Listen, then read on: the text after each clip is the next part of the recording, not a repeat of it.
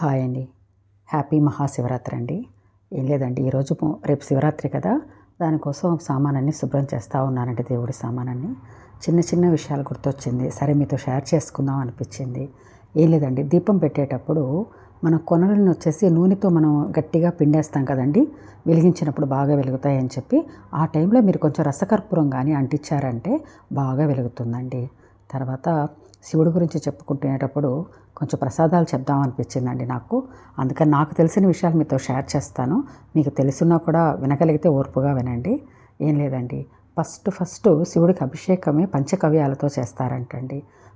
పంచకవ్యాలు అంటే ఏముందండి, ఒకే ఆవుకు వచ్చినటువంటి పాలతోటి అదే పాలు, అదే నెయ్యి, పెరుగు, వెన్న, అదేవిధంగా గోమూత్రము, సానె అన్నీ కలిపి కూడాను ఇలాంటి వాటితోటి ఫస్ట్ అభిషేకం జరుగుతుందంట.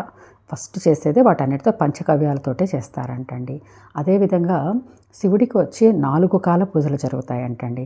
మనమంతా అన్ని కాల పూజలు చేయలేమనుకోండి, అయినా కూడా నాకు తెలిసింది నేను విన్నది చెప్తానండి.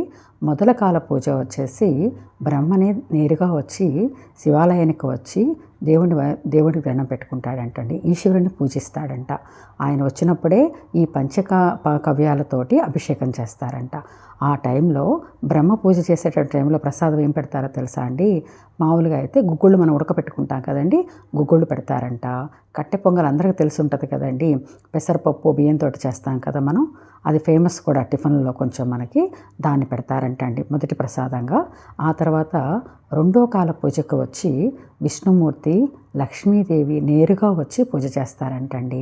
విష్ణుమూర్తి పాలకడల నుంచి నేరుగా వస్తాడు కదండి, అందుకని ఆయన పూజ చేసే టైంలో పాలతోటి చేసేటటువంటి ప్రసాదాలు ఎక్కువగా పెడతారంట. వీలైనంత వరకు ఆయన పెట్టేటటువంటి ప్రసాదాల్లో బెల్లము, చక్కెరకి బదులుగా పాల పాయసం చేసిన, పాలతోటి పొంగలి పెట్టిన, దేంట్లో కూడా కలకండను ఎక్కువగా వాడతారంటండి. అది ఎన్నో కాల పూజ అండి, వింటున్నారా? రెండో కాల పూజ అండి. మొత్తం ఎన్ని కాల పూజలు అనుకున్నాం మనం? 4 కాలాల పూజలు ఉంటాయి అనుకున్నాం అనమాట. ఫస్ట్ కాలం అయిపోయింది, రెండో కాలం చెప్పుకున్నామండి. ఆ తర్వాత మూడో కాల పూజ అండి. ఈ కాలంలోనే, ఈ మూడో కాల పూజ టైంలోనే మన పరమేశ్వరుడు లింగోద్భవుడిగా మారినటువంటి టైం అని చెప్తారండి. మన అరుణాచలంలో తెలుసు కదండి అగ్నిలింగం, అక్కడ వచ్చి అక్కడే ఆయన లింగోద్భవుడిగా పుట్టాడని చెప్తున్నారండి. అది ఒక కథ మీకు తెలిసే ఉంటుందండి. మన బ్రహ్మదేవుడికి, విష్ణుమూర్తికి నేను గొప్ప వచ్చినప్పుడు నా మొదలు అంతం కనుక్కోమని ఈశ్వరుడు చెప్పి ఒక అగ్ని రూపంలో మారతాడంటండి. అప్పుడే కదా బ్రహ్మదేవుడు కనుక్కోకుండా అబద్ధం చెప్పటం వల్లే కదండి ఆయనకు భూలోకంలో గుడులు అనేది లేకుండా శాపం ఇస్తారని చెప్తారు కదండి. అందువల్ల అక్కడే లింగోద్భవుడిగా పుట్టాడంటండి ఈశ్వరుడు. మనందరికీ లింగ దర్శనం అక్కడి నుంచే స్టార్ట్ అయిందంటండి. అందుకని అరుణాచలంలో అగ్నిలింగంగా మారాడంట. అది ఒక కథ అండి. దాంతోపాటు ఆ టైంలో మర్చిపోయామండి, మన అసలు కథకు వద్దామా, ప్రసాదాల కథకి. మూడో కాలంలో పెట్టేటటువంటి ప్రసాదాలు చాలా ఫేమస్ అంటండి. ఎందుకంటే ఆ ప్రసాదాన్నే మనం పెడతామండి. ఆ కాలంలో దేవుళ్ళందరూ కూడా నేరుగా వచ్చి పూజ చేస్తారంటండి ఈశ్వరుడికి. మొదటి కాలంలో వచ్చి బ్రహ్మదేవుడు, రెండో కాలంలో విష్ణుమూర్తి, లక్ష్మీదేవి అండి, మూడో కాలంలో అందరూ కూడాను, అంటే ఇప్పుడు ఇంద్రుడు అలా ఉంటారు కదండి, ముక్కోటి దేవతలందరూ కూడాను వచ్చి ఆ టైంలో పూజ చేస్తారంటండి. ఆ టైంలో ఎల్లు అన్నం, అంటే నువ్వులు ఉంటాయి కదండి, మన నువ్వులు నల్ల నువ్వులైనా పర్వాలేదు, తెల్ల నువ్వులైనా పర్వాలేదు, దానితోటి అన్నం పెడతారంటండి. రెండోది వచ్చేసి కొబ్బరి అన్నం పెట్టడం చాలా ఫేమస్ అంటండి. కొబ్బరి అన్నం పెడతారంటండి.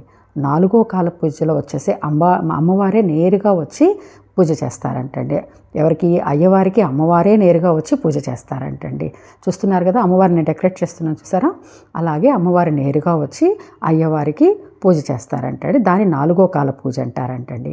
ఆ 4వ కాల పూజ టైంలో మనకి గెనిసిగడ్డలు అమ్ముతారు కదండి, ఆ గెనిసిగడ్డలు బాగా ఉడకపెట్టి బెల్లం కలిపి మనం కేసరిలాగా బాగా, లేదంటే హల్వాలాగా తయారు చేసి పెడతారంటండి. 4 కాల పూజలు విన్నాం మనం. ఇప్పుడు 4 కాలాల ప్రసాదాలు తెలుసుకున్నాము.